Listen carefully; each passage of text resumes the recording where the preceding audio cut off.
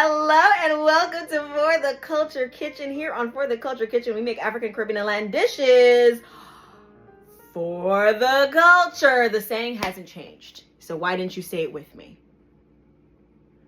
God. Today, we are going to Belize Navidad. Sorry. Today we're making Belizean stewed chicken. I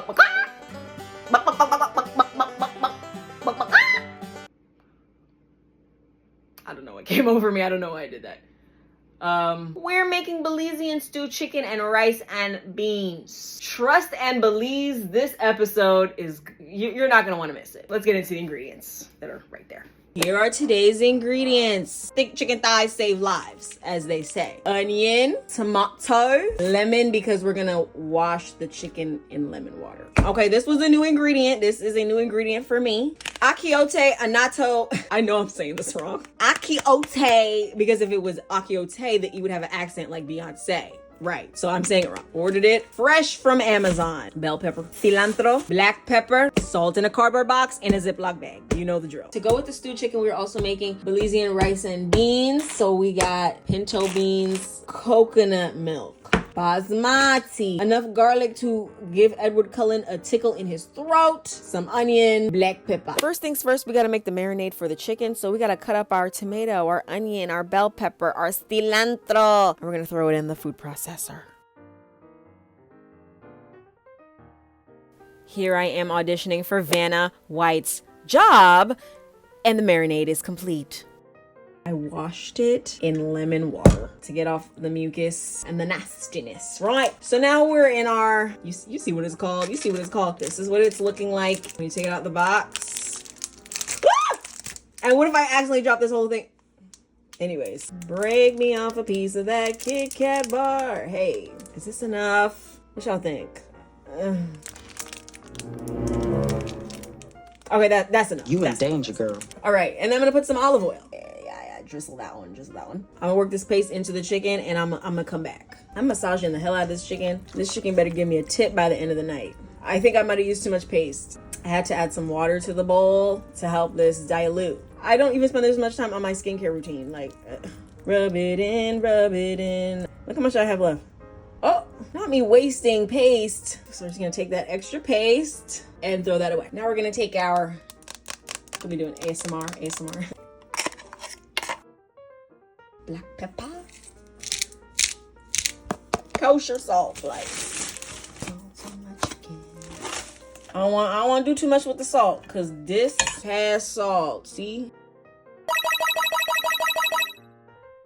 we're gonna take that chicken, we're gonna throw it in the fridge, and we're gonna let that marinate for 24 hours. But in the meantime, let's make our beans and rice. So here in my pot, I got my beans, I got my cilantro, I got my onions. I'm gonna add in some garlic. Now let's add approximately 8 cups of water. And I said approximately because halfway through I lost count. So hopefully it was 8 cups. Ugh. And 2 hours later, we've got our beans. Now right now it don't look like much, it don't taste like much. But you gotta take that Z in Belize and turn it into a V. Okay, we gotta trust the process. We gotta believe in the dish. Separate the beans from the bean broth. And imagine if people drank bean broth the way they drink bone broth. On second thought, I don't want to think about that anymore. But if that's you, that's between you, your digestive system, and God. I'm adding in 1.5 cups of basmati rice. Then as I'm getting ready to add the coconut milk, I realized I got to do math. And I'm going to have to put in like 1.3 cups of coconut milk plus 1.3 cups of that bean broth in order to properly cook this rice. Add pepper and salt. Once the rice starts to boil, turn that heat all the way down to low, cover, and let it cook. This is what the rice is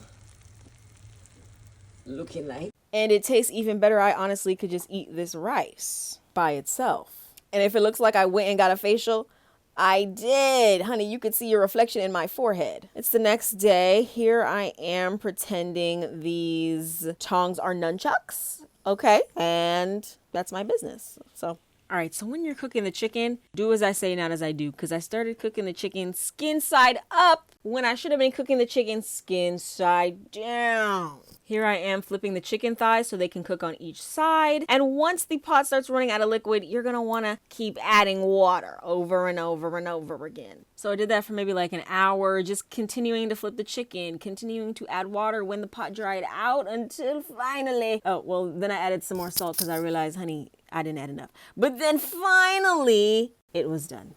I know what you're thinking. Not a vegetable to be found, not a plantain to be seen. Listen, I made this yesterday and I made this today. I've been cooking this over 2 days. I'm tired. I'll make a vegetable later when I turn the camera off. Okay, relax. Let's get into the chicken.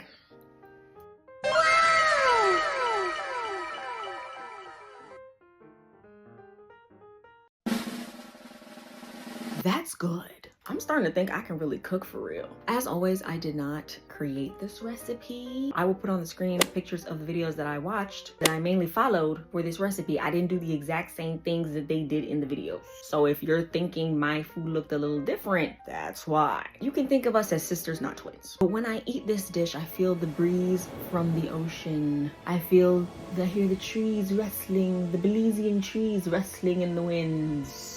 I hear the Belizean children running down the street. Hypothetically, of course, because I've never been, but I feel like it's probably, Thank you for tuning in to today's episode of For the Culture Kitchen. What country will we be going to next? That's for me to know and you to find out.